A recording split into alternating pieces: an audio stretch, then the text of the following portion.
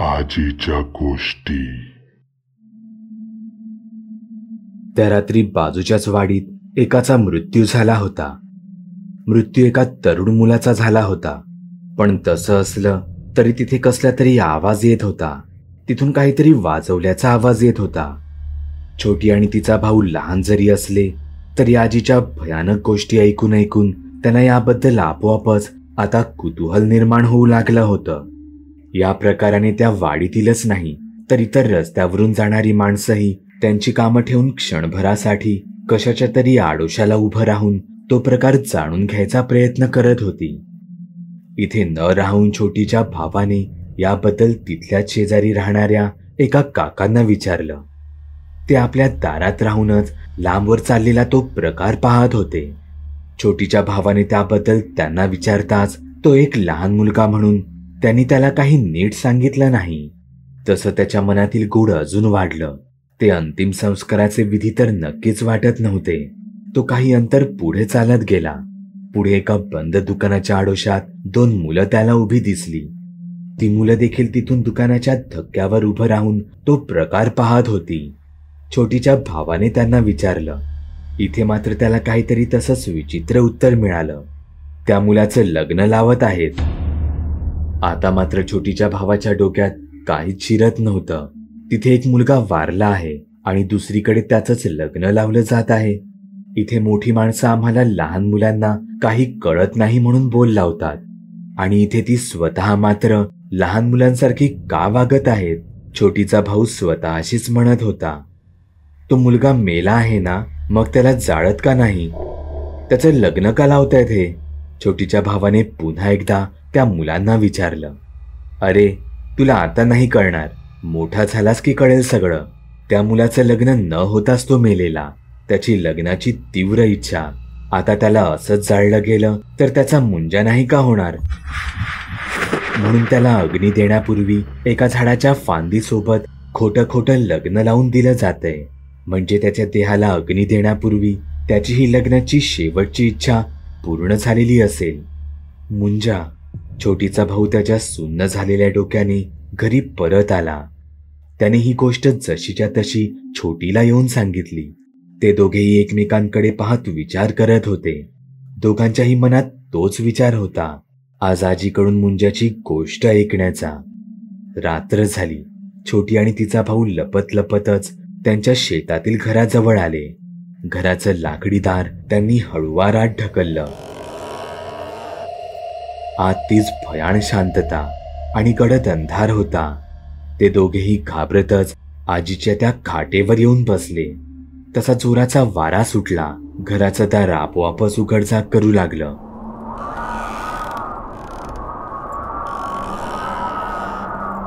आणि आकाशात जोराची वीज कडाडली. छोटीची मेलेली आजी त्यांच्या शेतातील घराच्या दारात येऊन उभी राहिली. ती तिची काठी आपटत हळूहळू आत येऊ लागली. छोटीला बघताच ती म्हणाली, छोटी तू आलीस? किती छान. ती छोटीच्या बाजूला खाटेवर येऊन बसली. तुला आजीच्या गोष्टी आवडतात ना? हो, पण मला आज मुंजाची गोष्ट ऐकायची आहे. छोटी आज थेट कसलाही विचार न करताच आजीला म्हणाली. पण मग तिने तिच्या भावाकडे पाहत तिचं काही चुकलं तर नाही ना या आशयाने पाहिलं. मुंजा. ठीक आहे, आज मी तुम्हाला मुंजाचीच गोष्ट सांगते. ऐका तर मग. आजच्या गोष्टीचं नाव आहे पिंपळावरचा मुंजा. दूर एका गावामध्ये एक पिंपळाचं झाड होतं. खूप मोठं झाड होतं. ते असेल शेकडो वर्ष जुनं. पण त्या झाडाजवळून जायलाही लोक फार घाबरत असत. कारण त्या झाडावर राहत होता एक मुंजा भूत. दुपारची वेळ होती. एकदा एक माणूस त्याच्या 16-17 वर्षाच्या मुलीसोबत शेजारच्या गावातून त्या गावात जात होता. पायी प्रवास करत असल्याने त्यांना वेळेचा अंदाज आला नाही. त्यांना वाटलं होतं संध्याकाळ व्हायच्या आत ते त्या गावात पोहोचतील. पण सूर्य मावळला तरी ते गावच्या हद्दीत पोहोचले नव्हते. दोघेही थकले होते.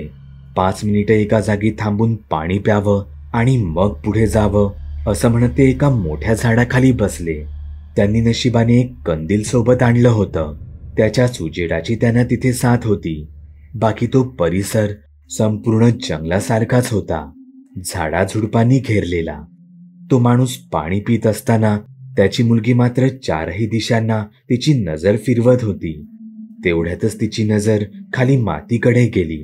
तिथे तिला कोणाच्या तरी अनवाणी पावलांचे ताजे निशाण दिसले. बाबा, हे बघा काय, पायांचे निशाण. पण हे मगाशी तर इथे नव्हते. हे ऐकून तिचे वडील जरा सावध झाले.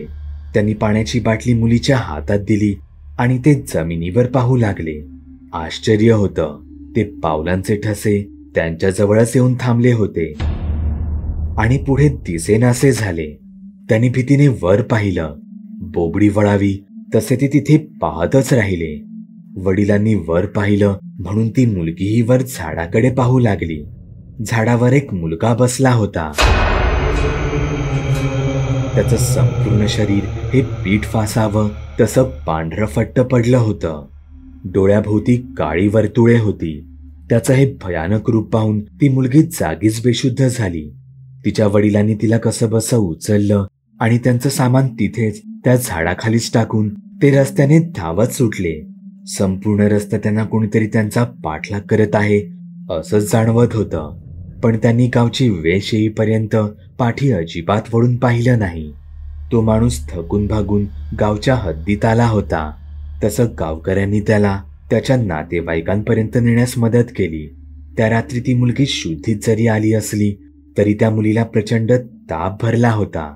त्या माणसाने त्याचा तो भयानक अनुभव त्यांच्या नातेवाईकांना सांगितला. तेव्हा त्याचे नातेवाईक सांगू लागले, तुम्ही त्या पिंपळाच्या झाडाखाली आश्रय नको घ्यायला हवा होता. आधीच तुमची ही तरुण मुलगी, त्या झाडावर मुंजाचं वास्तव्य आहे. पिंपळावरच्या झाडाचा तो मुंजा आजवर अनेकांना दिसला आहे. मुंजाबद्दल आपल्याला हेच माहीत आहे की तो कधी कोणाला त्रास देत नाही. पण याची गोष्ट ही वेगळी आहे. काही वर्षापूर्वी एक तरुण जो गावातील अनेक मुलींच्या पाठी लागला होता, तो गावातील तरुणींना छेडायचा, त्यांना घाण बोलायचा, त्यांचा पाठलाग करायचा. एके दिवशी त्या तरुणाच्या वागण्याला कंटाळून गावकऱ्यांनी मिळून त्याला मारहाण केली. त्याला अपमानित करून त्याची धिंड काढली. गावकऱ्यांनी त्याला चांगलाच दम भरला होता. पण त्याच रात्री उशिरा त्याने गावाबाहेरच्या त्या पिंपळाच्या झाडावर स्वतःला फास लावून घेतला. गावकऱ्यांना वाटलं ते सगळेच त्या तरुणाच्या त्रासातून मुक्त झाले आहेत. पण त्या तरुणाच्या लग्नाची इच्छा ही अपुरी राहिली होती. गावातील अनेकांना तो त्या पिंपळाच्या झाडावर बसलेला दिसू लागला. तो त्याचं अस्तित्व माणसांना मुद्दामून दाखवून तो माणसांना घाबरवू लागला. तेव्हापासून या गावचे लोक त्या झाडापासून दिवसाही जायला घाबरतात. नातेवाईकांचं हे बोलणं ऐकून तो माणूसही काळजीत पडला. मुंजाभूताबद्दल असं बोललं जातं की मुंजाभूते त्याचं अस्तित्व दाखवून देत असलं तरी ते कोणाचा कधी जीव घेत नाही. रात्रीचा 1 वाजला होता. सगळेजण थकून भागून गाढ झोपी गेले होते. तितक्यात त्या मुलीने तिचे डोळे उघडले. तिचे डोळे उघडलेले असले तरी ती शुद्धीत वाटत नव्हती. संमोहनात असावी तशी ती बेडवरून खाली उतरली. तिने दाराची कडी अलगद काढली आणि ती रात्रीच्या 1 वाजता घराबाहेर पडली. घराचं दार उघडं असल्याने रात्रीचा गार वारा आत येत होता. वाऱ्याची एखादी झुळूक येताच घराचं दार भिंतीवर आपटलं जात होतं. त्या आवाजाने घरातील सगळेच लोक एक एक करून जागे झाले. घराचं दार उघडं कसं म्हणून सगळेच एकमेकांना विचारू लागले. तेवढ्या त्या माणसाच्या असं लक्षात आलं की त्यांची मुलगी घरात कुठेच नाही. तसंच सर्वात आधी त्यांना त्या पिंपळाच्या झाडाची आठवण झाली. घरातील सगळेच रात्रीचे त्या मुलीला शोधायला बाहेर पडले. शेजाऱ्या पाजाऱ्यांनाही याची कल्पना देण्यात आली. काही वेळातच ते त्या जुन्या पिंपळाच्या झाडाजवळ पोहोचले. पाहतात तर त्या मुलीने तिच्या ओढणीचा फास करून तो त्या झाडाच्या त्याच फांदीला लटकवला होता, जिथे काही वर्षांपूर्वी त्या मुलाने स्वतःला संपवलं होतं. नशिबाने सगळे लोक तिथे वेळेत पोहोचले म्हणून त्या मुलीचा जीव वाचला होता. त्यांनी त्या मुलीला शुद्धीत आणलं. त्या मुलीचे वडील तर या गोष्टीने इतके बिथरले होते की रागात त्यांनी त्या मुंजाला शिव्याच घालायला सुरुवात केली. इतकंच नाही तर त्याच रागाच्या भरात त्यांनी पिंपळाची ती फांदीच तोडून टाकली. आश्चर्य हे या गोष्टीचं होतं की त्या घटनेनंतर कोणालाही त्या पिंपळाच्या झाडावर मुंजा दिसला नाही. तो माणूसही तिच्या मुलीला घेऊन दुसऱ्याच दिवशी त्यांच्या गावी निघून गेला. आजी, म्हणजे तो मुंजा तिथून कायमचा निघून गेला? हो, तो त्या पिंपळाच्या झाडावरून आता कायमचा निघून गेला होता. ती मुलगी दुसऱ्याच दिवशी वडिलांसोबत तिच्या राहत्या घरी आली. रात्रीची वेळ होती. त्यांचं जेवण वगैरे सगळं काही उरकलं होतं. रात्री घराबाहेर भांडी धुवायला गेलेली मुलगी एवढा वेळ झाला तरी अजून आली कशी नाही, म्हणून त्या मुलीची आई तिला शोधायला बाहेर आली. तिने पाहिलं भांड्यांचा खटारा अजूनही तसाच पडला होता आणि त्यांची मुलगी. दुर्दैवाने त्या मुलीच्या घरच्या पाठच्या दारातही एक पिंपळाचं झाड होतं आणि ती मुलगी त्या झाडाखाली बसून वर झाडाकडे पाहत होती. तिच्या आईला दुसऱ्या गावात तिच्या मुलीसोबत झालेल्या त्या प्रकाराची काहीच कल्पना नव्हती. ती तिच्या मुलीला ओरडत त्या झाडाजवळ पोहोचली. तिने वर झाडावर पाहिलं तर झाडावर एक मुंजा बसला होता. हा तोच होता जो त्या मुलीमधून इथवर आला होता. हे ऐकून छोटी जोरात ओरडली. ती घाबरून आजीच्या खोलीतून बाहेर पळत गेली. तिच्या पाठून तिचा भाऊही पळत बाहेर आला. त्यांना असं पळताना पाहून छोटीची आजी म्हणाली, छोटी, कुठे पळतेस? आज पळतेस पण उद्या परत येशील ना आजीच्या गोष्टी ऐकायला?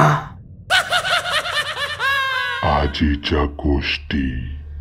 तुम्ही सुद्धा तुमच्या गोष्टी बाकुल बुवाला मेल किंवा मेसेज करू शकता. बाकुल बुवा.